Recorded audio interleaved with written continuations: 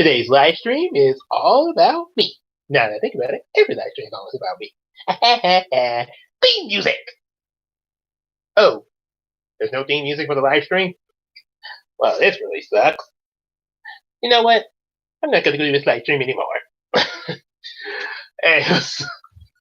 Okay, what's going on, everybody? You just came in, you probably missed it, but I was doing a little Cusco impersonation, opening this up. Because I was just talking about Cusco a while ago. Yep. So let me get here in the stream and everything here. Ah, here we are. Turn it down. And we're here, and I can see myself on the phone. It's oh my! Well, that's a pretty neat effect there. Okay, so once again here, hope y'all those been up for a day. Hope y'all enjoyed the Pirates reaction video that was put up yesterday. What's going on? Hero Obsessed. Okay. New to the live stream. Welcome. So basically here in this live stream we're last time we read from this book here, the 5th book in the Heroes of Dreams series, The Mysterious Miracles of Salvation. And today we'll be starting with Heroes of Dreams 6, Enter the Dream League. But before I go into that, and also make sure y'all start getting voice suggestions. Start thinking that up there. I'm gonna share this with y'all. What's up, Zach? Zach in the Reboot Squad. Saw your video about it. Which you know that, yeah, because we commented to each other. Yeah. Make sure y'all check out Zach's channel there. It's got a couple of videos on there, a couple of reviews there. We just saw his Addams Family. Did a pretty good job with that there. So y'all like what you see on there, and maybe want to hear his opinion on some other things. Yeah, definitely go over there and check it out. Let him know what you're thinking. If y'all want to hear his opinion on some of the movies there, definitely could. Definitely give him a little boost there. Yep. So one thing I want to share with y'all before I go into the 6th book of the Heroes of Dreams series is how I transitioned from Star Striker to the Dream League back in 2004. One thing is Bubblelina, for example. Since it was in 2004, I had not yet met Christina, aka Queen Tina. So back then, Bubblelina was actually not a mermaid, and she went under the name of Bubble Girl, who was in civilian form was Angela Adams, and as you all know from the Star Striker comic series, was Samuel's crush. So in that series back in 2004, Angela became Bubble Girl, and how she became Bubble Girl was in the first part of the Star Striker series. She was captured by his enemy Octorus and his family, and they had teamed up with Doc Ock from the Spider-Man series, because back then I wanted it to be a part of the Marvel series. So Spider-Man just so happened to be over in Shreveport as a substitute journalism teacher, which means that this was the 90s version of Spider-Man.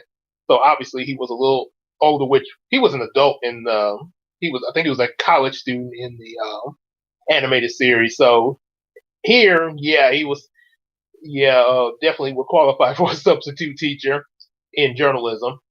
So anyway, Spider-Man teamed up with Star Striker and Target up against Arcturus and his family and Doc Ock in order to save Angela. And in the process, while they had her captured, they had turned her into a mutant called Shark Woman, and to use her against Star and Target. However, though, eventually they did, despite the mutation, she did fight it and not attack her friends, and they defeated Arcturus and Doc Ock. And Peter called in a favor from Doc Connors, who we all know, is the one that turned into the lizard. But Doc Connors was able to revert her back to Angela. However, though, okay, all right, we're gonna get to that in a minute there. And good, and that's good. Christmas suggestion, good idea. So later, towards the end of the Star Trekker series, Angela discovered she had bubble powers. She was able to fire explosive bubbles and became Bubble Girl and helped Star Target and Swordgirl defeat some robotic jellyfish that had got loose. And so that's how that started. And following that episode was the final episode of the 04 Star Striker series, where Phantom X just came out the blue, because at that point, Casey and I got together of like, well, let's make our own sort of Justice League Teen Titan like thing. I was like, well, we at least need a fifth member, because we got Star Striker, Target, Bubble Girl, and Sword Girl. So we just threw in Phantom X. He didn't really have an origin back then. He just popped up in the final Star Striker episode as, he's dating Julie, aka Sword Girl. She kissed him, and that's how he got his superpowers, which back then Phantom X's superpowers were the ability to control and manipulate shadows, sort of like Ebon in Static Shock. And he got those superpowers just from a kiss from Sword Girl, which not exactly up on the level of Radioactive Spider or anything like that. Because, and looking back on it, it really doesn't make sense, because Sword Girl has telekinetic powers, psychic powers. How in the world does a kiss from a girl with psychic powers give you the power to control shadows? Yeah. But we never did really explain that. So we had that. The five of them teamed up to fight some possessed Egyptian artifacts at a museum. And then it went to the Dream League series. So yeah, it wasn't the and the Dream League series had quite a few episodes to it, but okay, Claire. Had a few episodes to it and ended on a cliffhanger where the Dream League was locked in battle with the Antichrist, who had escaped from the future and time traveled back to 2004 to try to restart his reign of terror. And the cliffhanger was that he had mind controlled Bubble Girl into going against her friends there. So yeah.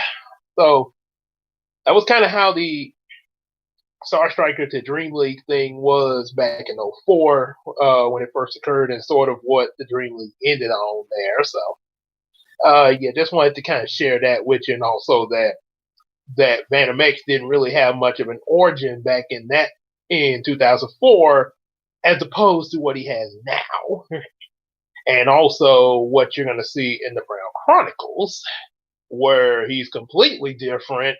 But yeah, that will definitely, but you'll see that in Brown Chronicles now.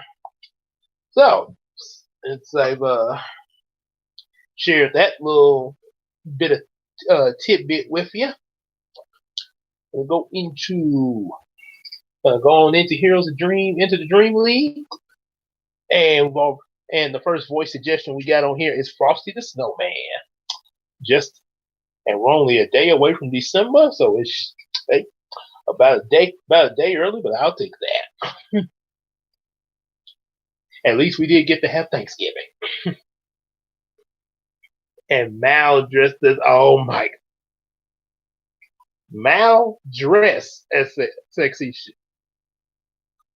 I was about to ask why would Mal consider dressing like that, but then again, in Mal's case, I guess it's probably best that I don't question it. It's it's practically like questioning why the Joker does some of the stuff he does. Well, I don't know. I just do things, okay? I guess. Oh, sexy Santa. Oh my gosh. Oh my goodness. Oh dear. The kids are going to be in for a surprise if they see that. if she actually, did that in real life, oh, the terror for the kids. Okay, so first Frosty the Snowman. Chapter 1, Meet the Dream League. With a little bit of a last time on Heroes of Dream reference there. Happy birthday! Oh, okay. Samuel E. Princeton started the adventure with a dream of actually becoming a superhero, like the ones he read about in the comic books. He also wanted to follow the footsteps of his dad, Leonardo Princeton, in crime fighting. Bob Shaw stated that would be some tough shoes to fill since his dad's kind of like Nick Fury. But I'm sure if he puts his mind to it, he can do it. Although his dad thought he was too young, that didn't stop little Sammy from taking matters into his own hands. By making himself a costume and some toy gadgets, he became Star Striker and would sneak out at night to fight numerous crooks on the streets of New York City, along with neighborhood school bullies. However, when he moved to Shreveport, Louisiana, due, due to his parents relocating the BTB agency, the real adventure for him began. After fending off a trio of bullies known as Howski and Monty, Samuel came face to face with a terrible snake woman called Sia. Star Striker fought the best that he could, but it wasn't enough. However, thanks to a battle suit called Project Starman, Star triumphantly defeated Sia. Well, that was a pretty good turnout for the little guy. And who knew even a kid can be a superhero? Just like the same way that a snowman like me can be alive. There must have been some magic in that old silk hat they found. For when they placed it on his head, he began to dance around. Frosty the Snowman was a jolly happy soul, with a corncob pipe and a button nose and two eyes made out of coal. Oh boy, that's a good classic there. Let's see. So now next we have Mal dressed as sexy Santa. Think of this shit. Oh my goodness! Oh my! And he'll probably be like, "Wait a minute, something doesn't look right about Santa." since when does since when does Santa have those evil green eyes and that purple hair? It's yeah, it's technically the wolf in sheep's clothing, or the big bad wolf as Little Red's grandma. Santa, what evil green eyes you have! And what burning fist of fire you have! All the better to burn you if you don't buy this. All right. I mean, Brian Robertson was inspired to become a superhero after seeing Samuel save him from a trio of bullies and Sia as being in the formation of both himself and Star Striker.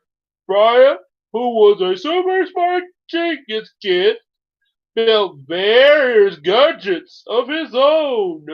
However, with some convincing, not only did Samuel tell Brian his secret, but Brian willingly teamed up with him as target to take down another dangerous trio of troublemakers. Oh, oh, oh, oh. Outside of the schoolyard, along with their foster dad as well. Samuel, Leonardo, and the whole BTB agency learned that Brian's parents, Derek and Deborah, were head of their own agency called the Hunters Agency and agreed to work with the BTB agency as partners, just like Star and Target. Oh, ho, ho, ho. Oh, ho, ho, ho. Have you been a good little pet, Brownie? Oh, ho, ho, ho. Yes, I have. Something's not right about you, Santa. Oh, ho, ho, ho. Why do you doubt me? Oh, ho, ho, ho, ho, ho, ho. Well, for one, Santa wouldn't be having fire lighting up in his hands. That's my special heated hand. I use it to keep me warm. Ho, ho, ho, ho.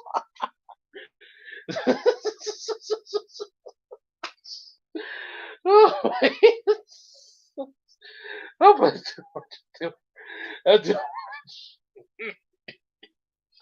and probably recognize some of these pictures from the previous books there. That's just sort of rehashing a little bit there. Mm-hmm. Okay, so and let's see. Oh yeah, we get Tobey Maguire's Spider-Man. Oh man, I love that Spider-Man. The Sam Raimi Spider-Man. I always call it the Hallmark Spider-Man, but I like me a good Hallmark Spider-Man movie though. Especially it starts. You want to know who I am? The story of my life is not for the faint of heart. If I were to tell you that my life was a happy little life, well, it'd be a lie. So, Julie Yuko, trained at the art of in the art of multiple sword fighting on her sword fighting, along with her developing her psychic powers at the age of 4 in order to avenge her parents. She vowed to take down the person responsible for killing them, which was her uncle Kojo. After about 4 years of training, she became 4 years of training. She became Swordgirl.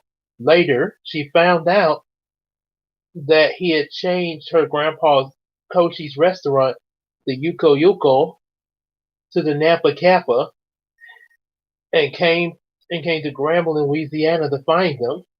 Because of her anger, she used her powers to terrorize the restaurant. Star and Target tried to reason with her, but it didn't do any good until she was extremely injured by a clan of kid ninjas called the Kappa Clan. They were led by Kojo's son, Kyoji, also known as Kappa Blade. He revealed the truth of why Kojo did what he did to Julie's parents, and also why he did the same to Kojo. It was for the amulet and the greatest samurai, which Julie obtained as Swordgirl after defeating Kyoji. Who am I? I'm Spider-Man. Dum, dum, dum, dum, dum, dum, dum. And also the scene, go Web! Live! Up and away, Web! Look, Shazam! Go Web, go!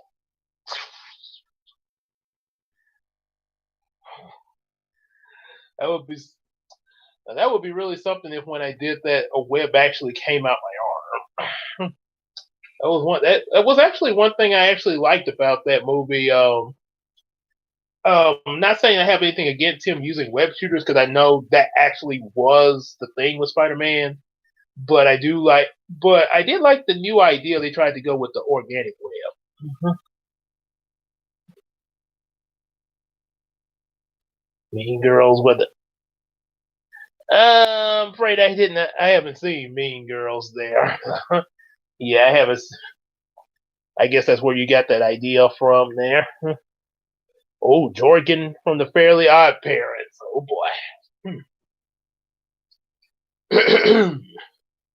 Bubblelina, the mermaid princess of Atlantis, dreamed of being a superhero like Samuel, but she had trouble unleashing her powers from her Triton. However, a kid genius named Wilson Nelson, also known as Silly Willy Nilly, is determined to capture her and prove the existence of mermaids and other magical creatures as well. After being rescued by Star Target and Swordgirl from Winnie's robots, she joined up with them to completely defeat them. She also learned how to fully unleash her powers, thanks to Swordgirl's advice on concentration. And she also makes her and the boys' costumes more colorful. Once Bubblelina learned their secret identity, she created herself one as Melody Lee Smith. Timmy Turner, you have a special message. It's time for you to grow up. I don't think so. Don't you realize the longer you keep your fairies, the longer they'll be exposed to capture? Boy, they should have got Arnold Schwarzenegger to play him. Uma meeting Drake. Oh boy, I'm guessing they will be out at sea when this happens. Let's see. I kind of know. I know Drake's voice. Because I know he voiced. Yeah, I have seen the show, and I remember his voice when he voiced Spider Man. Especially in the Phineas and Ferb special. Um, yeah, I kind of know Josh's voice a little bit. He's sort of over the top. So, all right, see what I can wing up. So Calvin Wayne was born and raised for 2 years in Egypt under the name Cadamus. While in Egypt, his mother Yolanda found out that Calvin's dad Amma wanted to use Calvin as a sacrifice to bring back the Nubian and the era of slavery. But thanks to a mysterious bandit, Yolanda and Calvin were able to escape to Shreveport, Louisiana. At the age of 8, Calvin became a magician called Phantom X and performed at the fall festival where Ammon and Penubian found him. However, Phantom X joined up with Star Striker, Target, Swordgirl, and Bubblelina, and with their faith in Jehovah God, the 5 of them defeated Ammon and Penubian. And more pictures from the previous books there. Yep. Stuff there. And then of course, with Drake and Josh. Yeah. Okay. Oh yeah, I see what you said. Okay. Give me just 1 second. Mhm. So after accepting Christ into their life, Star Striker, Target, Swordgirl, Bubblelina, and Phantom X became a team known as the Dream League. They call themselves this because they are the kind of heroes that you could only dream of. However, with the help and guidance of Jehovah God and their guardian angel Yero and their parents, and manifestation of that dream has taken place. Hey, Samuel! Called Lisa from downstairs. Samuel, come on, son. Everybody's waiting for you. Okay, Mom. I'll be down in a minute, said Samuel. Lisa went into the kitchen where Brian, Julie, Melody, and Calvin were sitting at the table to eat breakfast. So, can you help us get home? For a price. Oh, what, you want us to give you a kiss? Well, I suppose I can make that work. I want payment. Just give me your brother. Deal? Wait, what? Oh. So Drake would just hand over Josh. Oh boy. What? You traitor! How dare you hand me over the Uber? Where are you? Ah! Oh boy. And now we have Dr. Doofenshmirtz meeting Yzma. Oh my. Now that's a meetup. Ah! Please tell me he's on his way, said Brian. The stress of seeing those waffles and pancakes without eating them is really frustrating. Not to mention those sausage links, crispy bacon strips, ham, and scrambled eggs, said Calvin. He'll be down in a minute, said Lisa. He said that 5 minutes ago, said Julie with a groan. Don't worry, friends, said Melody with a cheery tone. We have plenty of time, even if we don't have our breakfast at lunch, even if we have our breakfast at lunchtime or an early dinner. It'll still be all right. I can't last that long, said Brian, slowly trying to restore the food. I must eat now, said Calvin, reaching slowly toward the food as well. Julie used her psychic powers to move their chairs.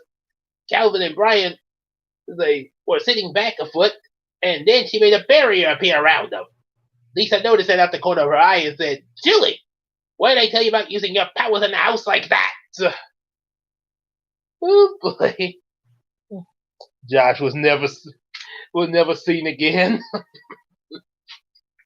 I just wonder what exactly since Uma has Josh, what exactly would she do with him? I mean, would she take his soul away, or would she what exact what make him work for her or something like that? Oh boy. Possibilities. Excuse me. Okay, so we did Doofenshmirtz and Yzma. Now I'm going to throw in a heroic voice with the Teen Titans Robin. Sorry, Mrs. Princeton, but it's the only way to keep them from going crazy, said Julie. Finally, Samuel arrived and took a seat at the table. Sorry to keep you all waiting, he said. No trouble whatsoever, said Melody. Now we can eat, shouted Brian and Calvin, holding up their forks and knives. And as you can see, got more of the pictures from the previous book there. And Samuel being called to dinner. Breakfast, I'm sorry. And everything looks great on that table.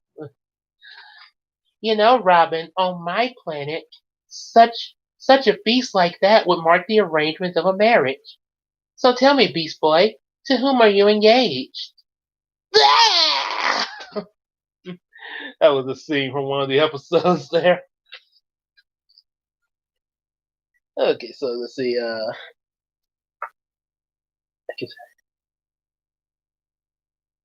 Clean her house. Oh boy. Oh yeah, pretty much maintenance work from Josh, huh? That kind of makes sense. Yeah. I think Uncle Fester. I'm not sure how he sounded in. I'm not sure how he sounded in 20. I hadn't seen 2019 at a Family yet, which I really should, but I hadn't yet. It's been a while since I've seen the I think the animated Adam Family series. I know I watched that, but it's been a long time since I've seen that. So I kind of forgot what Fester and either one of those sound like there.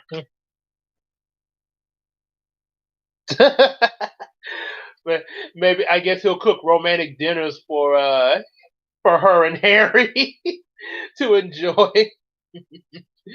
Oh boy. Yeah, I kind of I'm sorry about that, Zach, but yeah, the only Fester I've seen is the early animated version that I grew up with, and I forgot how he sound there. It's been so long there. Yep, I remember some things about him though, like he tried to be Fester Man in one episode. Yeah, he tried to actually be a superhero. Okay, let's see. But what I can give you from the Addams Family, I can give you um Gomez, since that's kind of the inspiration for Harry Hook there. Okay, Uma meeting Megan from Drake and Josh. Oh boy. All right, let me give Zach Gomez, the substitute of Gomez there. Hold it, said Lisa. Someone needs to say grace first. I want to try, said Melody. Have you said grace before? Asked Lisa, as she sat down. No, ma'am, but I'm sure it can't be too different from prayer, said Melody. It's like prayer for the food, right? Well, that's one way of putting it, said Lisa. Okay, I'll give it a shot. Okay, said Melody. Everyone bowed their heads and closed their eyes. And she began. And I think I'll hand this over to Uma so that she can say the grace. As if she's meeting Megan from Drake and Josh. Although I'm not sure. So Melody. In a way, yes, she is sort of like Starfire a little. That's kind of what I had in mind. Tell you what, let me okay, before I go to Uma, let me do a Starfire, because that's gonna really make her Melody saying grace really come out really good, to give you an idea of what Melody, aka Bubblelina, is like in this series. Okay, said Melody, and everyone bowed their heads and closed their eyes with her. She began. Dear God Jehovah, your son Jesus, and our guardian angel Yero, my friends and I have come prepared to enjoy this wonderful breakfast feast. It has been cooked by Mrs. Princeton, the mother of Samuel Lee Princeton, wife to Mr. Princeton. It consists of pancakes, waffles, eggs, bacon, sausage, ham, grits, and wonderful fruits as far as the eye can see. Lord, we want to thank you for it all. Of course, we want to thank Mrs. Princeton for preparing it. But God, we thank you for allowing her to have this food to prepare. Everyone slowly opened their eyes as Melody continued ranting on with the grace that had now become a long prayer similar to a sermon. Yeah, that was, and also one thing I want about the grace there, why she's going on and on with it. That's also a joke to what I've heard in movies like the Johnson Family and Roscoe Jenkins, when all the family got together to say grace. In Roscoe Jenkins, you had this one relative that was sort of like a preacher, like, "Oh, Father, we want to thank you for the pork ribs and the red velvet cake from Culture Cooler, and for bringing our family. Amen. We thank you for that wonderful grace of you being long." Yeah, and then of course in Johnson Family, the reason the grace was long because Cedric the Entertainer and Steve Harvey were in an argument with each other. Well, Father, we want to thank you for bringing us together and also making sure that I win this family competition. Oh no, Father, why don't you tell Mom about the time you put the Kool-Aid in the Pepto-Bismol and everybody had diarrhea for a long time? Oh, Father. It's just, yeah, but that was kind of the joke, pretty much the joke of her saying a long grace there, yeah. Okay, so we got Uma meeting Megan. Not I know Uma's what, but yeah, Megan. CJ meeting. Not I forgot who the Megan character was in Drake and Josh. I know Drake, Josh. Oh, what Megan, their sister? Was that their sister? I think wasn't Megan the little sister that Miranda Costco played there? Yeah, I think yeah, wasn't that the name of their sister? Excuse me. Okay, so all right, well let's start with Uma and Megan. I think that's the little sister in the show. Okay. Yes. Okay. Okay. Okay. Kind of had forgot that a little bit, but okay. Anyhow, are we ever going to eat? Whispered Calvin. Julie placed the lemon wedge in Melody's mouth. In Jesus' name, amen, she said. Melody took the lemon wedge out her mouth. Did I go too long? She asked. Just a little, said Samuel. Try a lot, said Brian. Oh, sorry, I kinda tend to do that sometimes, said Melody. It's okay, dear, said Lisa. At least you were willing to try. Well, if we're all done now, started Calvin. Then Brian and him held up their forks and knives again and shouted, Let's eat! After breakfast, the kids walked to the bus stop. As soon as they arrived, the school bus pulled up with the doors opening, revealing Hero in the driver's seat. He was about to take them to a very special location. And as we can see here, we got, yeah, that's the picture of her going on and on with the Grace. And Julie put a lemon wedge in her mouth to say, okay, that's enough, amen. And that's their guardian angel, Hero, pulling up to pick them up at the bus stop there. About to go to a special location, as I mentioned there. Right. Which is chapter 2, the Hero Bus and the Hero Tree. And we're starting that chapter off with CJ meeting Megan and pranking Harry and Harry. Oh my gosh. Her sisters, obviously. Okay. Once once inside the bus, the kids looked around inside and noticed it looked like the inside of a city bus, limo, and a command base all combined into one. This is so cool, said Melody. It's like a space station, said Calvin. It's called the Hero Bus, said Hero. When you're in your civilian form, the outside will appear like an ordinary school bus you saw. But when you're in your hero forms, the outside of the bus will change to this. And he showed them on the holographic computer screen. The image showed the words Hero Bus appearing on the bus as it changed its color to gold. And as you can see here, that's the Hero Bus disguised as a school bus. And that's inside of it with the computer screen. Welcome to the Hero Bus. And that's what it changes to, which is not really too different, just the color scheme change and the word Hero Bus on it. Well, gee, I never would have guessed that if you hadn't wrote that on the bus. It's almost like trying to identify the villains in the Scooby-Doo movies. They're so obvious. I mean, they slap you right in the face with them. I mean, Homer Simpson, I knew that was you. And Slade playing Skunk Beer? What the heck? Oh boy. And then we have Glump.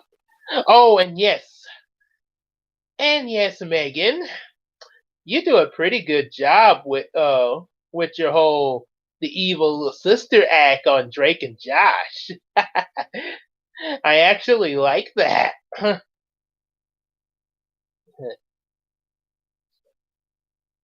Sorry, I read that. Okay, I read that wrong, Harry. Okay, my bad there. You kn- okay, so we got Brownie giving this honor on the Teen Titans Go. Yes, he would give this honor on that abomination as he did in Pirates Ahoy. Oh, okay. All right, so we got that. Here we go. Right. Any chance we could take this to school, X Brian? The hero bus is over mission only, said Hero. Dang, said Brian. Besides, if we used it like that, it would look pretty suspicious, said Samuel. Indeed, said Hero, which is why you should tell nobody about this. Like Jesus told the blind man in last week's Sunday school lesson, said Julie. Everyone agreed. Well, everyone have a seat, and I'll show you all to your special place, said Hero. After everyone got seated, Hero started driving down the road, and eventually Brian and Samuel noticed he was going down the exact road that led to the beach house by Cattle Lake, where they met Flora and her gang. Why are we going to the area of some of our enemies? Asked Brian. You had enemies in a beautiful place like this? Asked Melody. And as for you, Teen Titans Go, dishonor! Dishonor on you! Dishonor for the fact that you left the old 3 Teen Titans on a cliffhanger where we don't know what happened to Beast Boy and Tara. Dishonor on the fact that you ended the series, didn't even give them a theatrical release, but yet you got a theatrical release? What in the flying 7 layers of heck was that? Teen Titans Go gets a theatrical release, but not the old 3 Teen Titans? Ah! And yes, I feel exactly the same way about that. Yeah, how does that get a theatrical release over the good Teen Titans? Okay, so excuse me. The movie Teen. Well, okay, I guess I say to each his own. Yeah, but yeah, it was just I actually did look at the movie. And I actually did try to look at the series. I did get a few episodes that I did kind of like. There was one episode where Raven had made a deal with this cute character and silenced the whole world. And they had to get the sound back and all that. Yeah, but the problem was majority of the series. It would just it just like they went on with jokes that just went to, it's almost like watered down Family Guy mixed with Teen Titans there. See, like the original '03 series it did have some funny jokes in the '03 series. I mean, they did get silly at some point too, but it was balanced with serious moments. All depending on like the characters and the episodes. But Teen Titans Go took all the characters and they just all acted pretty much like Beast Boy. And Beast Boy even sillier than him in the original 3. Yep. So it was just kind of unbalanced and it's yeah. Let's see. I would have to suffer. Oh my. So I guess that means both Mal and Brownie would hate this. Oh boy. So yes, okay, let's see. Okay. But yeah, that was probably the yeah, I just did not get into the Teen Titans Go craze. I was like, give me back the original, please. And speaking of the original, then Robin and Starfire. So go to the next page. And let's go with Cyborg, y'all! A booyah! Go Cy! Go Cy! So Mom always tells me that things aren't what they appear to be, said Calvin, as Brian explained to them what happened. A flashback began going back to the time when he was being interrogated by Rexon. And yeah, we're gonna skip it because we already read that part back in the second book and everything. Even got the picture stock footage from it. Okay, so cutting past the flashback. I remember those guys, said Samuel. They captured Brian and to get me as Star Striker to learn my secret identity. Euro chuckled. Well, you don't have to worry about that. The area we're about to enter is clear of all your enemies. Then Euro drove into a long driveway and drove it down until he came to a cluster of trees in the road. He continued to drive and the kids became nervous thinking the bus would crash, but a portal appeared, sucking the bus inside. Yep, you got the magic portal right there. And the only way we were able to get a theatrical release was by sharing it with Teen Titans Go, having to go into their dimension. What's up with that? Okay, so what everybody?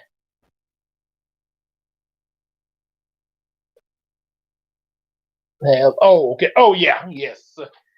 Yep, that will be. Yeah, I just ordered it there a few minutes ago. So, yep, it should be arriving along with the Fairly Odd Parent Christmas as well. And I also went ahead and ordered the summer one, for when summertime comes, so I could already have it there. Yep, the summer, Fairly Odd Parent summer. Mm. Oh my gosh, the wedgies again. All right.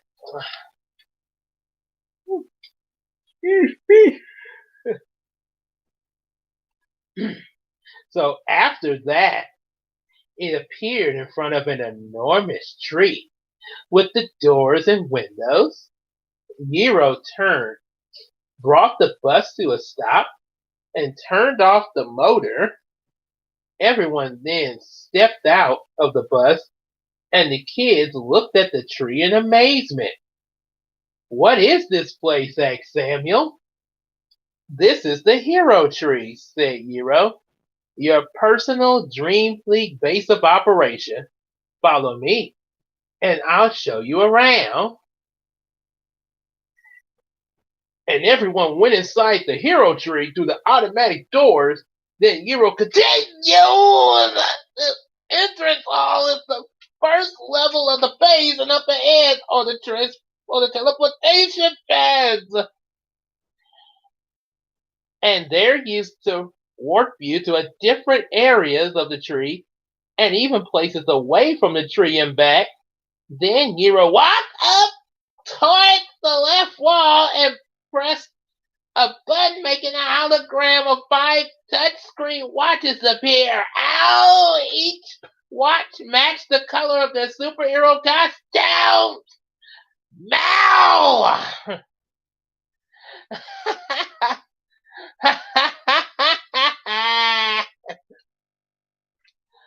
Uma holy. Oh boy. Excuse me. Sorry about that. What are these? Asked Calvin. They look similar to Brian and my transformation watches, said Samuel. They are your new transformation watches, said Hero. They are called Hero Watches. When you're ready to use them, simply call for them by saying Hero Watches, then activate them by saying heroic transformation. Sounds like a bit of an upgrade, said Brian. It is, said Hero. Can we try them out now? Asked Julie. After I show you the rest of the base, said Hero. I like when she got CJ getting angry at Brownie there. Well, I guess they both were angry at each other about the portal thing. CJ, I can't believe you caused this mess! Hey, it was not like I did it on purpose.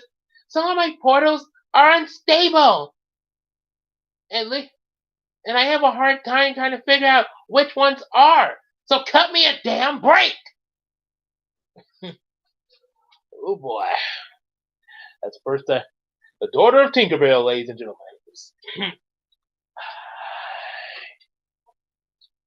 Okay, so let's see. Oh, hero card transformation. Oh, and oh, excuse me. Sorry about that. And for the next voice, that would go with Raven from Teen Titans. On that note, they toured the second level. This level consisted of 5 personal bedrooms with a bathroom for each Dream League member, matching their costume color. And the third level consisted of an indoor training room / gym, kitchen and dining room, living room, movie theater and / gaming room, science lab, and a study hall. After that, the fourth level was the equipment and vehicle storage room.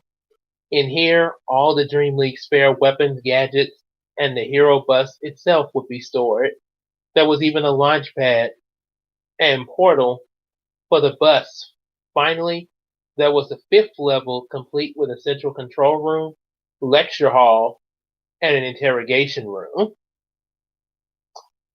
Well, it seems like these kids are getting like what we got for the Titan Tower. Azarek, Metreon, Syndos. Azarek, Metreon. Raven? Please forgive my intrusion, but have you seen Beast Boy? No. Oh, what about Cyborg? No. Or maybe my eyes are closed, Starfire. I haven't seen any of them.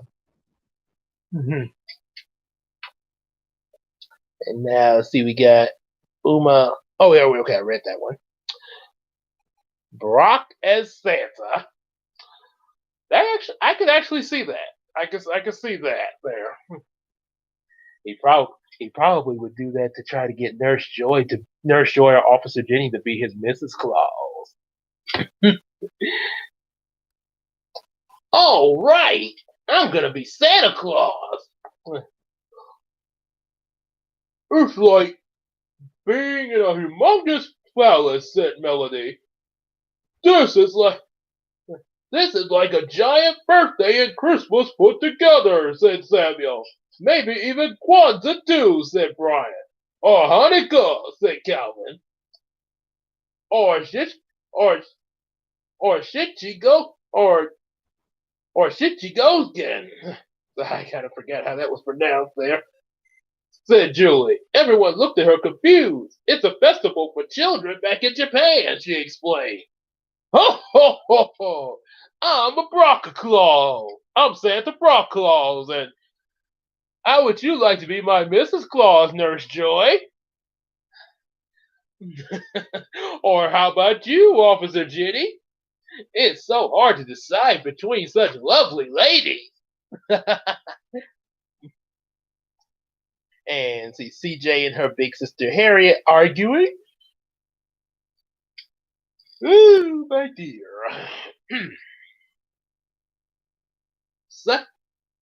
Suddenly, the red alert came on. Sounds like trouble, said Hero. Everyone rushed to the large computer screen in the control room. Hero searched the computer to find out what the trouble was. And then an image of the Nelson Laboratory appeared in Oil City, Louisiana. The city was under attack by robotic tentacles. Dream League, it's time for action, said Hero. And we forgot to show you this picture here. There's the hero tree with all their rooms and stuff. And the hero transformation watches there. Now I guess I have to hand this over to my sister. Chapter 3, Dream League Go. Hero watches heroic transformation. Samuel, Brian, Julie, and Calvin prepared to suit up. Hero, they exclaimed this, and held them toward the ceiling, and each of them went through a different transformation sequence. And here's the picture of all of them shouting it out. They're gonna go through like this anime style transformation and stuff like this, and you can see here, and then that's yeah, like with Star and Target here. Whatever.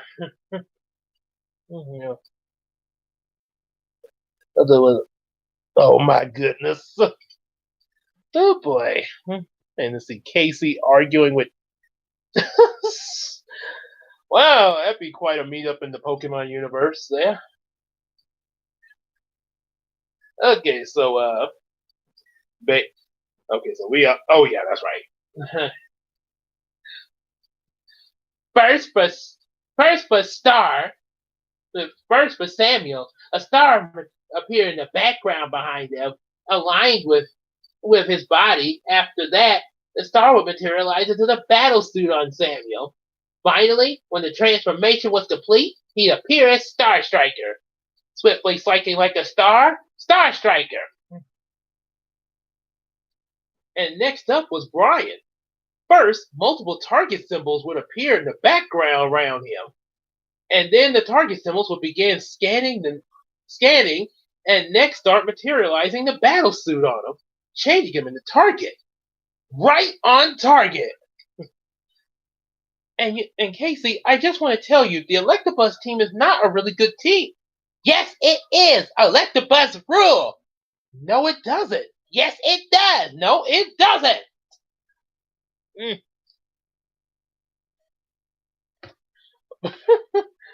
Oh boy.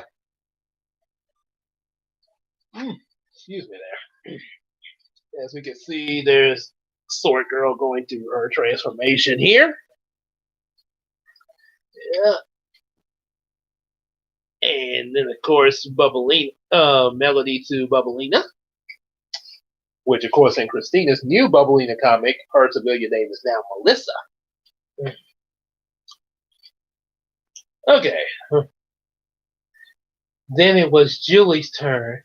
First, the Yukoshi amulet appeared around her neck and shined rays of light around her. She closed her eyes and concentrated really hard, causing the lights to materialize the costume on her, changing her into Swordgirl. She also changed the style of her hair from flat to spiky. The Honorable Samurai Swordgirl. After that was Melody on cue, with bubbles appearing in the background as her Triton appeared, and then she used the magic to gather the bubbles around and change her regular clothes to her costume, and then change the hair color from dark brown to pink, and then her eyes from pink to aqua green. It became like Bubblelina. Strong but gentle Bubblelina. Yeah, you're pretty much Hannah Montana as a mermaid.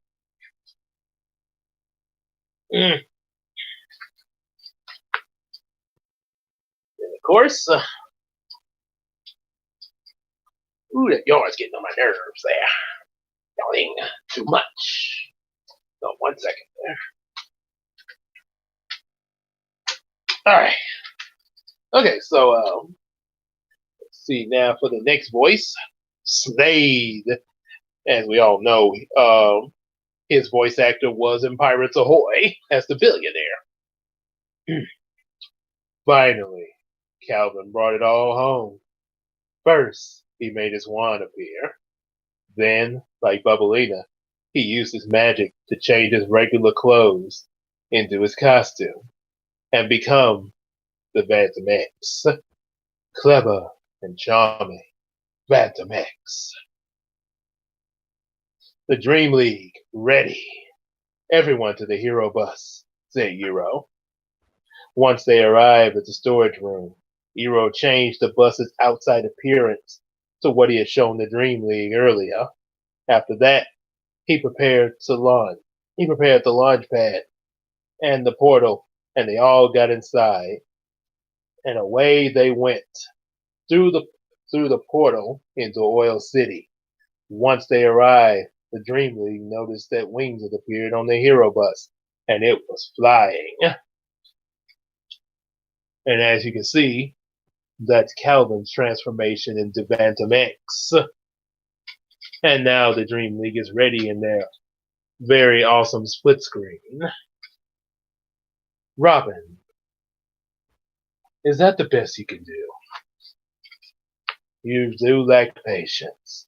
If you're so curious to find out my intentions, why don't we meet face to face? And and then I also saw a clip of Robin and Slade when they were fighting. It's like, and all you care about, you destroy. And when Robin took Slade's mask off in his dream, it was Robin, which I want to. My theory about that scene is that the people that created DuckTales 2017 watched that episode and used that for the Duck Knight Returns when you saw the intro clip of Darkwing unmasking this villain that turned out to be him. Me? And let's see, we have Brownie as a pirate there. Hang on just one second. I'll be right back. I'll dash off real quick.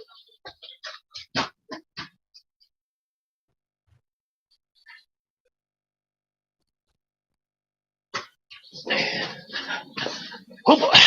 Yes. Sorry about that there. I had to turn off my dryer. Okay. Didn't want to have my clothes on fire in the dryer. Or Mal end up doing that. Alright, so Brownie as a pirate.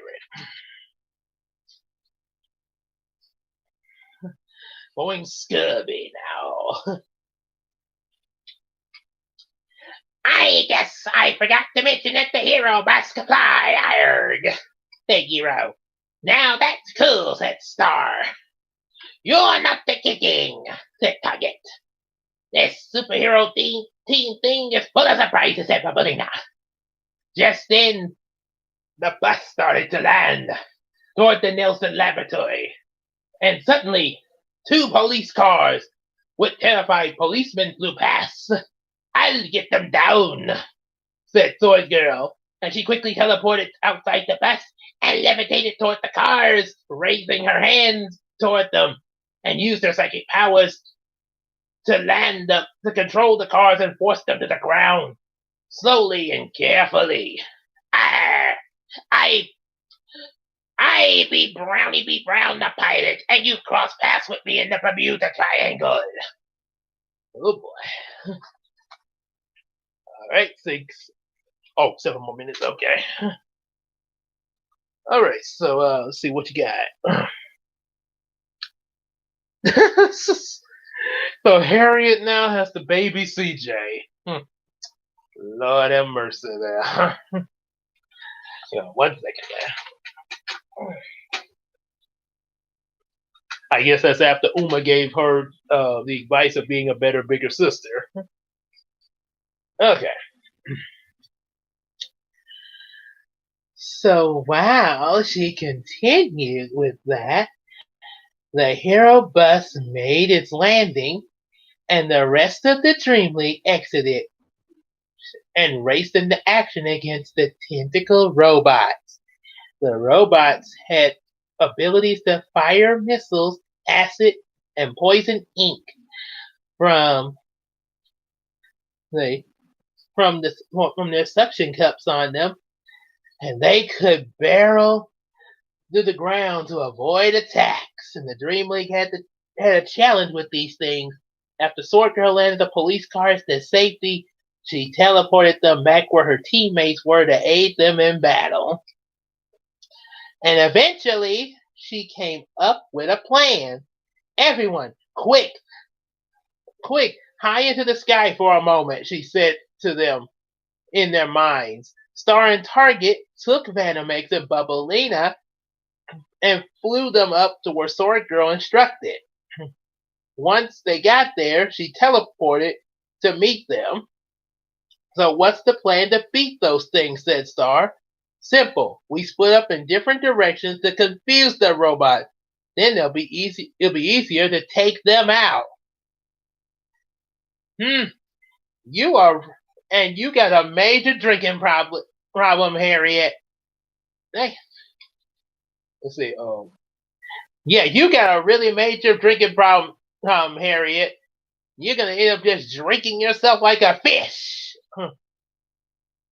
Well, so much for trying to be nice to you, CJ. Like whatever. Hmm. And as we can see, this is that's the picture of the hero bus. Now it got wings to fly, almost kind of like a reference to the Magic School Bus. And you got Swordgirl catching the two police cars here. And those are the tentacle robots there. Oh yeah.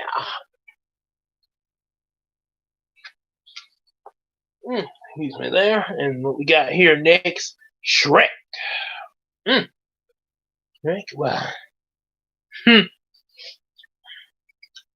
Oh boy, talk about sister squabbles there. Okay, so now we're gonna start off with Shrek. Alright, so are you sure that'll work? Asked Target. It has to, said Swordgirl. Well, let's give it a shot then, said Bubblelina. Suddenly everybody noticed some missiles heading towards them from below.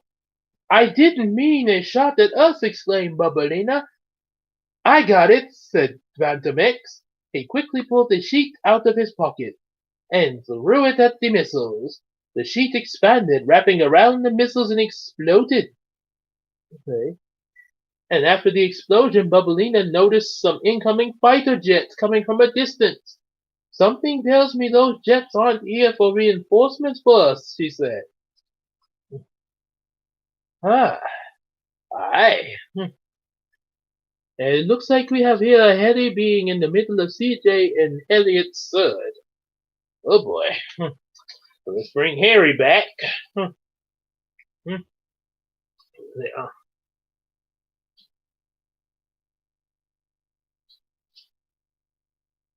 A joke from the.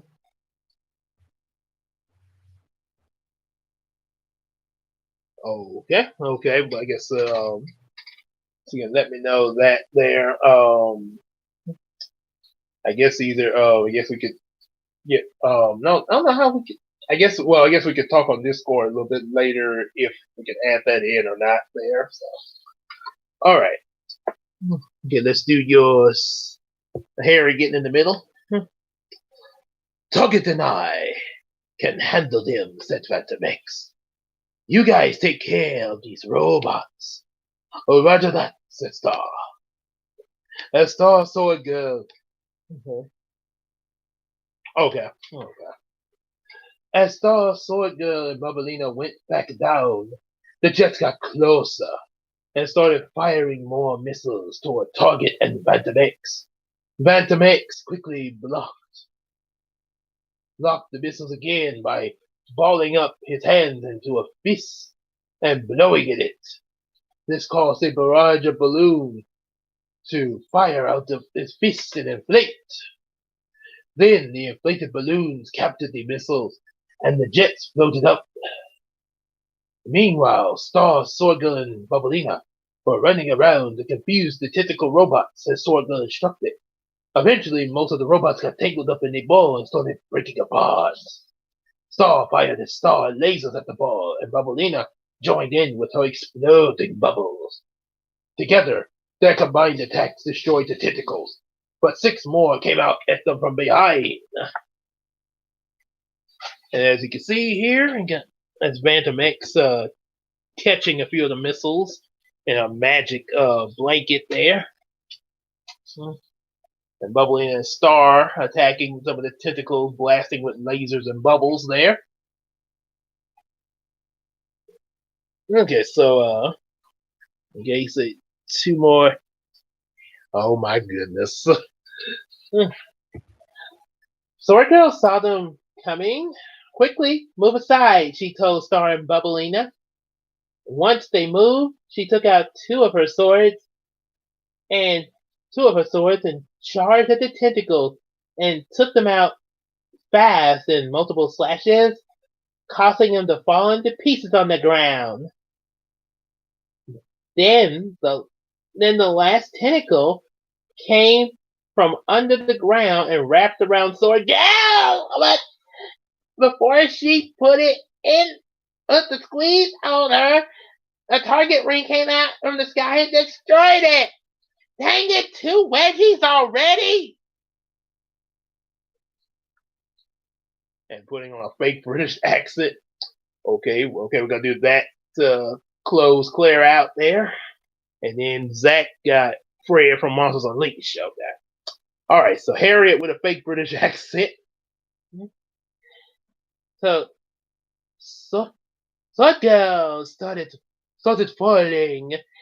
Phantom X caught her, and he was landing using the giant balloon. I guess that's one way to loosen someone up, the chap, said Phantom X. Swordgirl trying not to blush while turning her head aside and said, thanks. Phantom X just chuckled and said, I stand corrected, he said. But we did it, shouted Bubblelina. We did it! She randomly hugged Star and caused him to blush like crazy, man. Like crazy, don't you say? After all that, the scientists from the lab and the police approached the Dream League, cheering and thanking them for saving the people. Tip, tip, and didio. Oh, alright. Alright, good night, Claire. And as you can see, that's a picture of Target cutting one of the tentacles with his Target cutter. Okay. Let's see how much more of the book there is there. Okay, we're gonna read one more chapter. One last chapter, and then that'll be it for the night, which will be chapter 4, Anthony Westwood. And we're starting off with Fred from Monsters Unleashed. Oh boy. Shortly after Fred from the movie, okay. Shortly after the crowd cleared and the Dream League investigated the scene for more clues on the reason of the attack. They also talked with police, scientists, and Wallace Nelson himself. And during all of this, the pilots from the fighter jets in the previous battle flew to Minden, Louisiana, above the old abandoned barbecue shack, and it vanished. Then the pilots reappeared inside the shack and approached the counter, pushing a button on the soda machine. Suddenly, the secret door opened, revealing a room with the teleportation pads like the ones at the Hero Tree. The pilots stepped inside and were instantly warped into a secret lair under the shack. Was the mission successful? Asked the voice over the intercom in the lair. The nice little Freddy. And now going to the Teen Titans. Now I'm going to do Shaggy, since we're in the Scooby territory. So like the pilots shook in fear at the voice. Well, boss, we had a small problem, said one of them. Well, like there shouldn't be any problem with this mission, bellowed a voice in an angry tone. Because I gave you all the firepower you needed for this assignment. What could it possibly cause you all a problem? And the pilots quivered in fear. It was a group of kids with superpowers, said another one. And now, Scooby-Doo. Kids with superpowers? Asked the voice. Moments later, a man that the voice came from approached the pilot from the shadows, revealing himself. He was wearing a dark violet suit, pants, and shoes. His name was Anthony Westwood, and he was the mastermind listed on the BTB agency's most wanted list. Wanted for endangering the agents with constant splicing experiments. Oh, wait, that's not good. So here we have the barbecue shack with a secret layer underneath. Ran by the purple guy in the middle, Anthony Westwood. talking to a couple of his pilots there.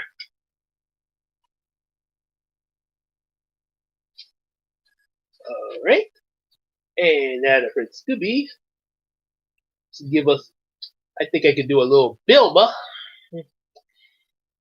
Well, there's only one group of kids that could be responsible for ruining his plans, said Anthony. It's the same group that stopped my plans before in New York, before I got fired from the BTB agency. I had a dream to create an invincible army of genetically spliced agents. Each one would have the attributes of any and abilities of any animal. However, the first tests weren't too successful, and the agents I tested them on weren't able to keep control of themselves or their mutation. Almost sound like Ninja Turtle logic with this mutation stuff. Let's see. I think I can pull off a Daphne. Oh boy. I have spent a great deal of money, along with secretly borrowing from the BTB agent's account, because I felt that if I succeeded, I would receive millions and own the agency. So, in order to find some extra money to correct my experimental errors, I bribed some of New York's roughest criminals to steal it from the Main Yorker, New York's largest bank. That's when those kids showed up ruining everything, and with no extra money, I was fired from the agency for endangering the lives of the agents that I use as test subjects. And I thought it was the end until that mysterious lady offered me the magic that I needed. But those children have followed me here as well, and we must destroy them in order to get my revenge and take over the BTB agency, and soon the entire world. Anthony laughed sinisterly. And now the last voice of the night that will finish out the chapter, Leonardo from the 80s Turtles. Teenage Mutant Ninja Turtles! Leonardo leads, Donatello does machines! Okay. One problem, boss, said one of the pilots. How are we gonna find them? We don't know what those kids look like without their fancy costumes. We don't have to, said Anthony. I'll send some more of my robots to the kind of places where kids would go. You know, like amusement parks, playgrounds, arcades, malls, candy shops, ice cream parlors, or even a circus if we have to. The key to the attack is a surprise, though. So, gentlemen, let's get to it now. And as Leonardo would say, turtle power! The mask he used. Oh, okay. Painted yellow. Yeah, I did recognize that it was a turtle mask there. Since it was yellow, first thing I came to my mind was actually Leonardo. But yeah, I kind of recognized that was a turtle mask there. Yeah, that was pretty cool looking mask there. All right, so that's it for tonight. There, I'm not sure completely, but I may have one other live stream tomorrow night at 8 o'clock. Just all depends on how things go. But yeah, there might be another one Tuesday. And I know Wednesday Bob Shaw is probably going to have one. And Thursday, I'll be spending Christina and I having our 9th wedding anniversary. So kind of be more time with us, Thursday and possibly Friday, but and I'm not sure about Saturday, but like I said again, I might try to put one in for a live stream for Tuesday. So that's about as far as I know right now. So for right now, if all things go well, I will be seeing y'all Tuesday night, and after that we'll be working on the Monsters Unleashed reaction. So we can have that out hopefully over the weekend in order to finish Scooby Month and go into Christmas. So take care, everybody, and we will hopefully see y'all Tuesday night.